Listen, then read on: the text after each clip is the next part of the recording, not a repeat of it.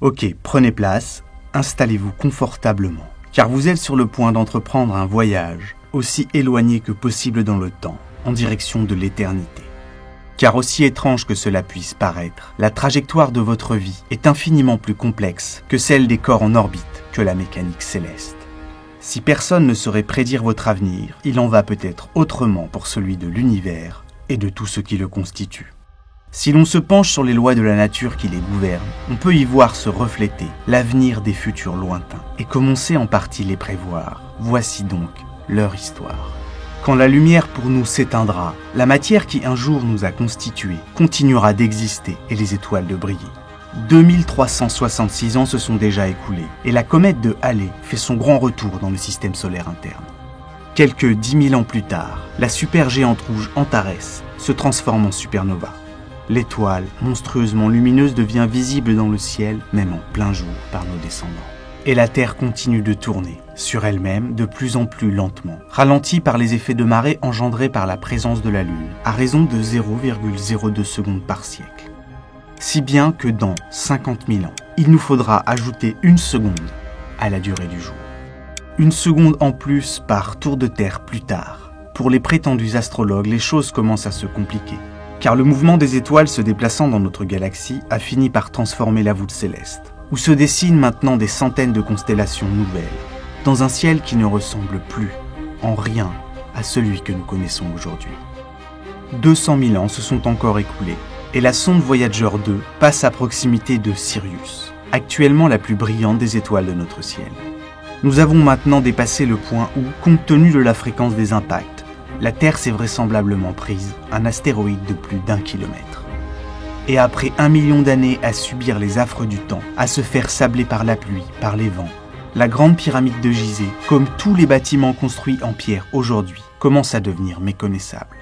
Sur la Lune, toutes les empreintes laissées par les astronautes des missions Apollo ont maintenant totalement disparu, effacées par l'action des rayons cosmiques et autres phénomènes d'érosion spatiale. Et c'est quelque part par là, dans ces cieux totalement transformés, qu'apparaît un deuxième petit soleil pendant quelques semaines. La supergéante rouge Bételgeuse vient à son tour d'exploser en supernova. Devenue facilement visible en plein jour, l'étoile mourante rivalise pendant plusieurs semaines avec la pleine lune en termes de luminosité la nuit. Et dans une foulée longue de 450 000 ans plus tard, l'étoile Gliese 710 passe suffisamment près de la nôtre pour en perturber le nuage d'Oort, précipitant des dizaines de comètes vers l'intérieur du système solaire. Les millions d'années défilent et la croûte terrestre continue à se déplacer selon ses lignes de fracture et de faiblesse. L'ouverture du rift est-africain forme maintenant un nouveau bassin océanique entre la corne de l'Afrique et le reste du continent. L'Australie migre vers le nord, la Californie se détache de l'Amérique et dans une distance 3 fois plus éloignée encore dans le temps, nous retrouvons Mars affublé d'anneaux. Ils se sont formés suite à la désintégration de la petite lune Phobos, malmenée par les interactions de marée, provoquées par la planète rouge. On pense que ces structures devraient rester en place pendant 1 à 100 millions d'années. Sur notre planète, le sol, lui, continue de bouger. L'Afrique, entrée en collision avec l'Eurasie, a fermé la mer Méditerranée. Des volcans naissent et meurent, des montagnes se soulèvent, d'autres disparaissent sous les coups de boutoir du temps et de l'érosion, jusqu'à ce que, dans un jeu de puzzle géant, tous les continents finissent par se regrouper pour n'en former qu'un seul et unique. 240 millions d'années se sont écoulées.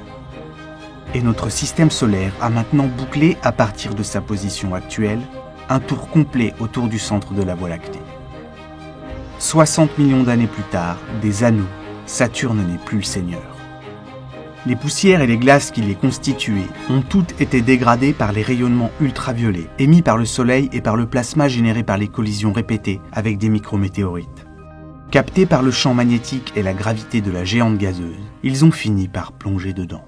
Et dans une distance 2 fois plus éloignée dans le temps, sur Terre, la taille apparente de la Lune est maintenant trop petite pour pouvoir masquer entièrement le Soleil. Il est désormais devenu impossible d'assister à une éclipse totale de notre étoile, qui lentement gagne en luminosité. Et déjà, pour le vivant dans son ensemble, les choses commencent à sérieusement se compliquer.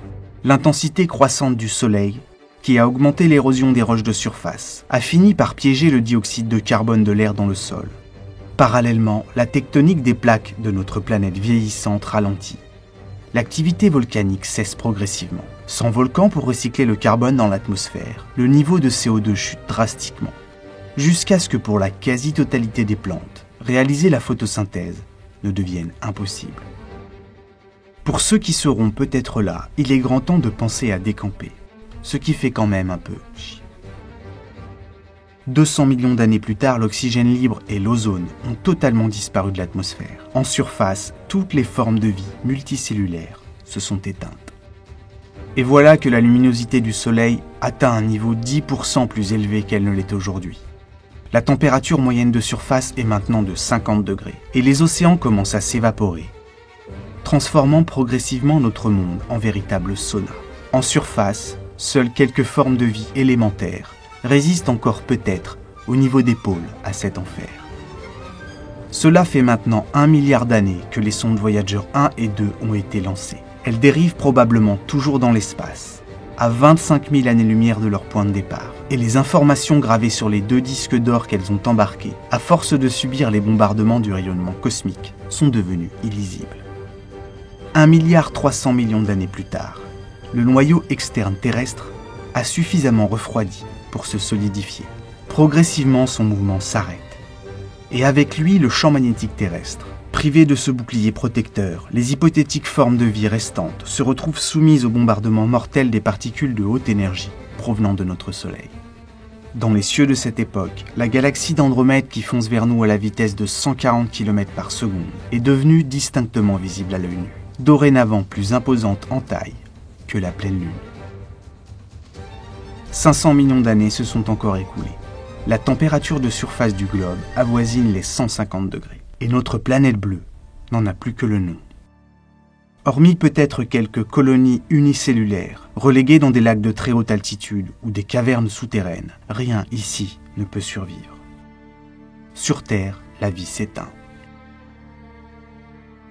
Et voilà que la distance de la Terre à la Lune est devenue trop importante pour que cette dernière assure son effet stabilisateur. L'inclinaison de l'axe terrestre devient chaotique. 600 millions d'années plus tard, Triton, l'une des lunes de Neptune, se désintègre à son tour sous l'effet des forces de marée de sa géante gazeuse. Et après avoir passé plus de 3 milliards d'années sans anneau, notre système solaire voit la géante bleue prendre le relais de Saturne. Dans les cieux commence alors une collision diffuse et tout en douceur avec Andromède. Lancées dans une danse étrange, les 2 galaxies voient les nuages de gaz et de poussière qui les composent en partie fusionner. De ces jeux de perturbation et d'influence vont naître des centaines de millions de nouvelles étoiles. Et ce ballet chaotique n'est pas près de s'arrêter, car il va s'étaler sur près de 3 milliards d'années, jusqu'à ce que, à terme, ne reste plus qu'une seule et unique galaxie géante. On lui a déjà donné un nom, Milkomeda. Et c'est dans cet environnement baigné de la lumière de nouvelles étoiles que d'ici 5,4 milliards d'années, la mort de la nôtre s'amorce. Après avoir épuisé ses réserves d'hydrogène dans son cœur, notre Soleil quitte sa séquence principale et commence à se transformer en géante rouge. Arrivé au terme de cette phase, notre étoile est devenue 2700 fois plus lumineuse qu'elle ne l'est aujourd'hui. Et dans son extension, en multipliant son rayon par 250, elle a vaporisé Mercure et Vénus, et vient lécher voire engloutir notre planète, carbonisée par celle qui lui a permis de naître. Et à peine 100 millions d'années plus tard, ne subsiste déjà plus au centre du système qu'un tout petit point blanc et blafard, à peine visible. Une étoile agonisante, une naine blanche, où l'on retrouve comprimé 50% de la masse du Soleil, dans un volume à peine plus grand que la Terre, et autour duquel les planètes survivantes continuent de tourner. Désormais entouré d'une nébuleuse planétaire, de vastes nappes de gaz expulsées des couches extérieures du Soleil. Au centre, le résidu d'étoiles mortes, lui, inexorablement refroidi, devenant de plus en plus pâle. Et pour définitivement ne plus pouvoir le voir, il va nous falloir aller encore 2 fois plus loin dans notre histoire. Et voici feu notre Soleil sorti du domaine du visible, devenu une naine noire. Sa température de surface est passée sous les 2000 degrés, et visuellement, les restes de l'étoile se sont éteints. Le roi est mort, vivent d'autres rois, car même alors, dans Milkomeda comme dans l'univers tout entier, le ciel est toujours peuplé d'étoiles par milliards. Certaines, nouvellement formées, à partir de nuages de gaz s'effondrant sur eux-mêmes, viennent de s'allumer. D'autres, massives, meurent dans des explosions dantesques. Certaines encore, plus petites, plus anciennes, continuent simplement de briller, comme elles l'ont toujours fait. Et les dizaines de milliards d'années qui suivent restent baignées de leur lumière. Pourtant, inexorablement, le ciel profond se vide. Car l'univers, lui, aussi vieillit. Et ce faisant, il grandit, se dilate, au point où les étoiles situées au-delà de notre amas local en viennent à progressivement tirer vers le rouge, se déplaçant trop vite, trop loin. Elles tombent pour nous dans l'oubli, à jamais. Pour d'hypothétiques habitants de ces mondes futurs, le cosmos est visuellement devenu un univers-île. Toutes les galaxies situées au-delà de notre amas local, en passant derrière l'horizon cosmologique, sont devenues inaccessibles à leurs yeux. Mais dans le voisinage galactique, les fusions, elles, continuent, apportant dans le ciel à chaque fois leur lot de nouvelles étoiles. Et après 450 milliards d'années à se télescoper, à fusionner, la cinquantaine de galaxies qui nous entourent aujourd'hui finissent par n'en former plus qu'une hypergéante, au sein de laquelle, lentement, sûrement, les nuages de gaz se tarissent. Car même si, lors de la mort des étoiles, une partie de la matière peut être éjectée dans l'espace, où elle pourra continuer à contribuer à la formation d'autres astres, la grande majorité reste piégée dans leur cœur agonisant. Ainsi, à la longue, chaque soleil est en soi une petite prison à combustible. Inexorablement, partout dans l'univers, les galaxies se vident de leur carburant et voient leur luminosité décliner. Les formations de nouvelles étoiles se font maintenant extrêmement rares. Jusqu'à ce qu'arrive le moment où, quand l'univers se retrouve 1000 fois plus âgé qu'il ne l'est aujourd'hui, la toute dernière d'entre elles ne s'allume. Nous venons de rentrer dans l'ère dégénérée. Plus aucun nuage de gaz ne s'allumera jamais. Soleil après soleil, l'univers se vide de toute sa lumière. Les galaxies géantes ne contiennent plus que des étoiles toutes petites et de faible masse, des naines rouges, qui sont pour certaines encore capables de briller pendant plus d'1 millier de milliards d'années, soit aussi longtemps que l'âge qu'a l'univers à ce moment.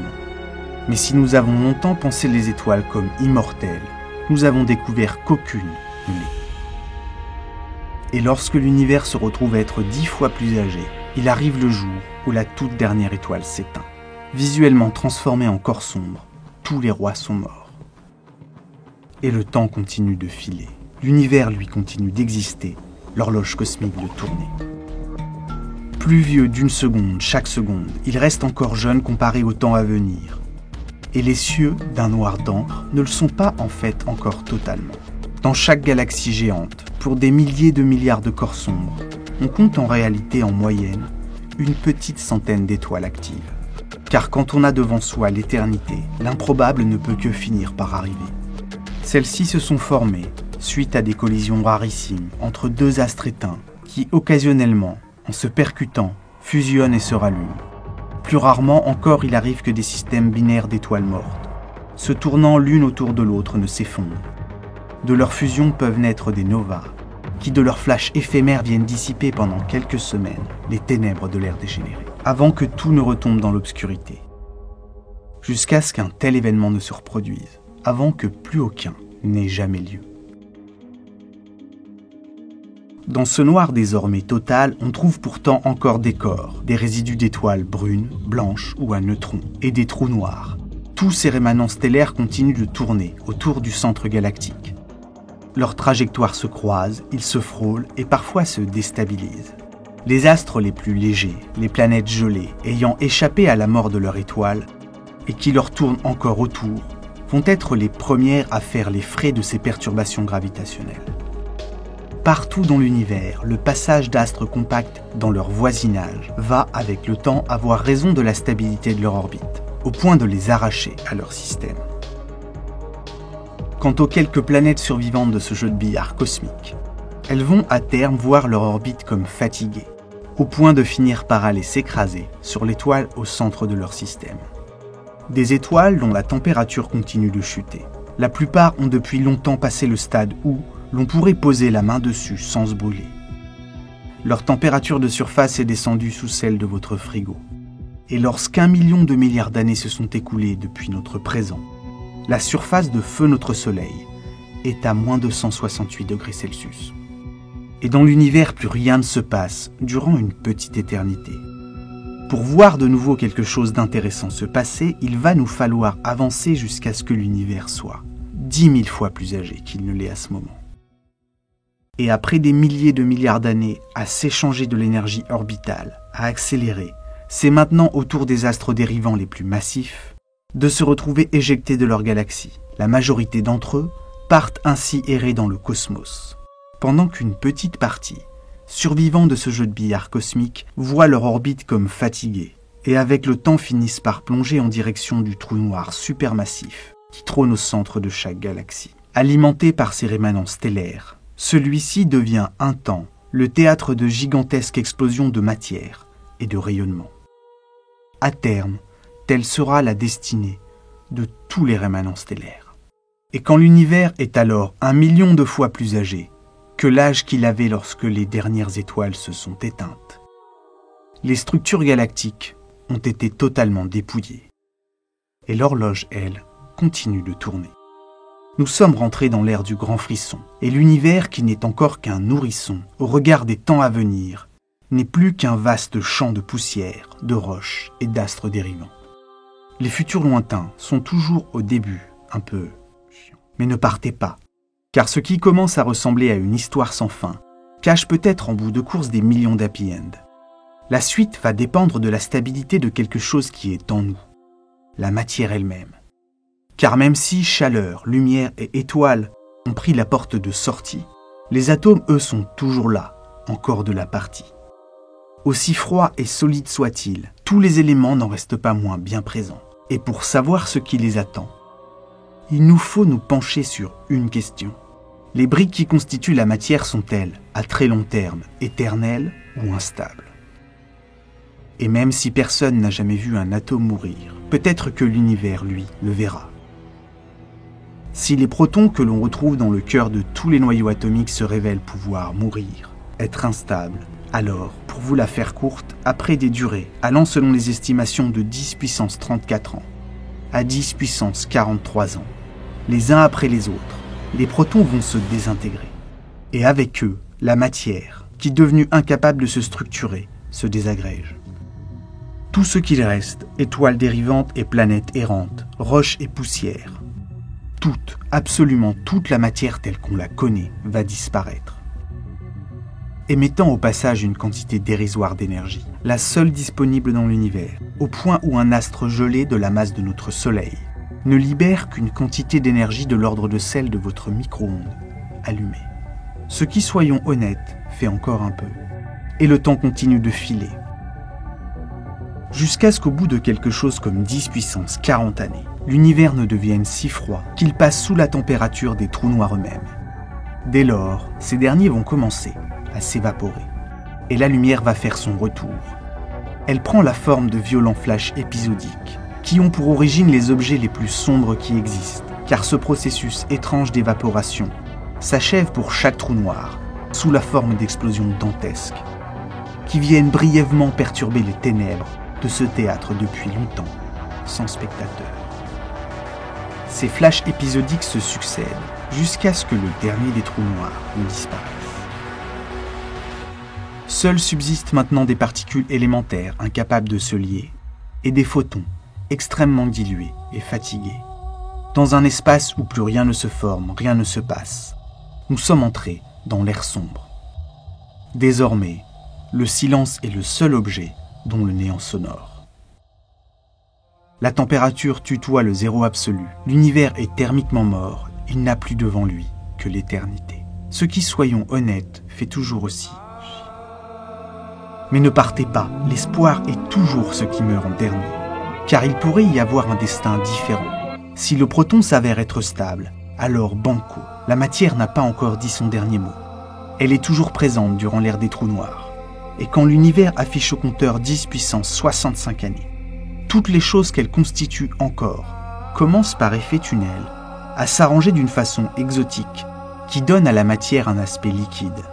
Puis, bien après que les derniers trous noirs ne se soient évaporés, face à l'infinité des durées, bien qu'hautement improbable, même la plus infime des probabilités finit par arriver.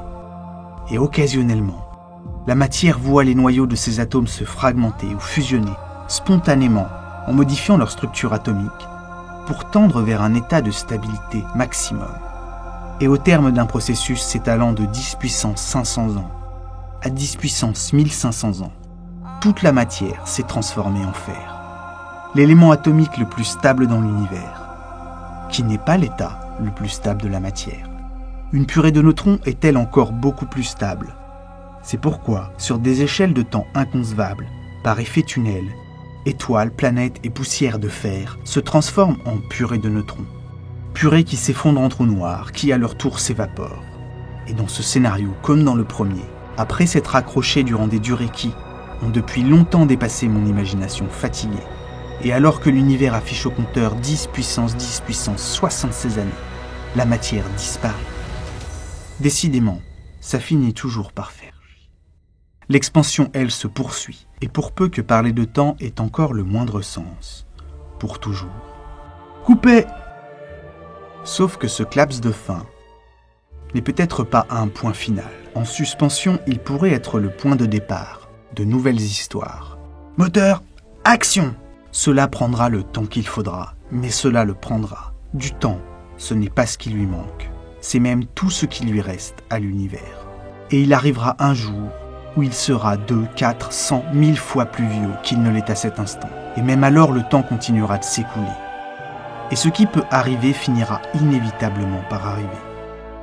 Il existe une théorie selon laquelle, lorsque l'horloge affichera au compteur le chiffre surréaliste de 10 puissance 10 puissance 10 puissance 56 années, alors des parties de l'univers, devenues suffisamment vides et froides, pourraient atteindre un état d'énergie encore plus faible que le vide que l'on connaît.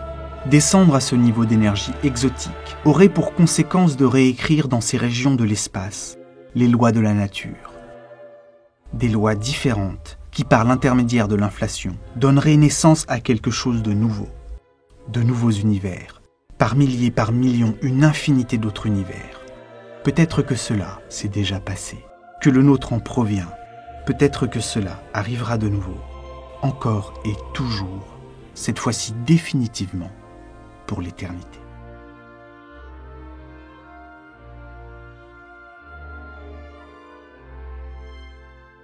Et voilà, c'est fini. Enfin, tout du moins cette série de 16 épisodes, de l'histoire, de tout, ou presque, de l'univers, de la vie, de nous, et d'un peu du reste. On pensait pas en voir le bout, mais voilà, c'est fait. Pour nous, ça a été un sacré challenge que de se lancer là-dedans. Entre les tournages sur les plages normandes en plein hiver, et de bonnes grosses sessions de jus de cerveau et d'écriture, jusqu'au petit matin. Et derrière tout ça, il y a du monde. Déjà, il y a vous, sans qui on parlerait dans le vide, et qui êtes toujours là, même à ce moment de la vidéo. Dingue. Bref, un immense merci, et encore plus particulièrement à ceux qui sur Tipeee, Utip, ou via le petit bouton rejoindre, nous permettent aujourd'hui d'en vivre, et de se lancer dans des formats aussi longs et frappadingues. Donc juste de l'amour, des cœurs sur vous aussi grands que l'univers observable, et aussi à mon pote Maxou, à Sébastien, Cyril et Thibaut et Valentin, le type qui se cache derrière son siège et le montage de chaque épisode de cette série, et qui a quand même réussi à mettre en image des trous noirs dans le noir. Un humain qui est encore plus dyslexique que moi, mais que j'aime bien, et qui taffe dur. D'ailleurs, il sévit principalement sur la chaîne Super Quali Stupid Economics. Allez donc faire un petit tour par chez eux pour plonger dans des trucs plus terrestres, toujours décortiqués, avec talent, et avec Arnaud. Et j'allais oublier une dernière chose, si vous faites partie des doudingues qui sont restés jusque-là, en avant-première, je voulais vous toucher 2 mots d'un projet encore plus étrange que celui-ci. Un projet de vidéo un peu fou, en fait un projet complètement pété et techniquement très ambitieux, qu'on ambitionne, redondance, de tourner entièrement dans l'eau. Et pour se lancer dans un truc aussi... on a besoin de vous. Je vais pas m'attarder sur le projet vu qu'on reviendra très vite en images pour vous en parler. Mais voilà, si vous vous rendez dans le lien en bas de la propos sous la vidéo, vous serez les premiers à savoir à quoi ressemblera une bonne partie de l'année, on l'espère en tout cas. Plein d'autres avant-goûts de tout ça très vite sur Instagram. Et sur ce, rideau.